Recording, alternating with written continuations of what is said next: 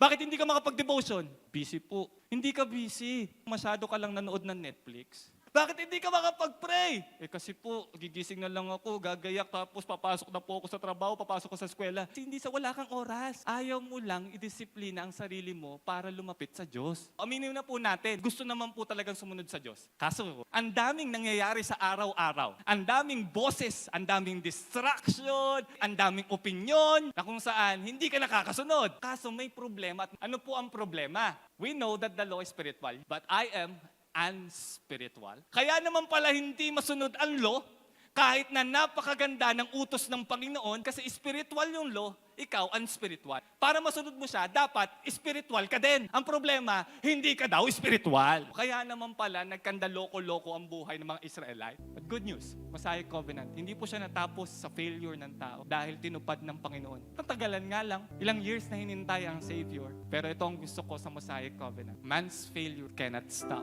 God's faithfulness. Palpak tayo, pero ang Diyos hindi titigil na maging tapat. Palpak ang buong Israelites. Not one of them have obeyed the law. Pero ang Panginoon, kahit na pwede niya nang itigil. But God says, I have made a covenant to the Israelites. I want a holy nation. Kahit palpak sila, ipagpapatuloy ko pa rin. There will be a Messiah still born into that nation that is full of failures. There will be a perfect Messiah that will redeem humanity, that will redeem them of their sins.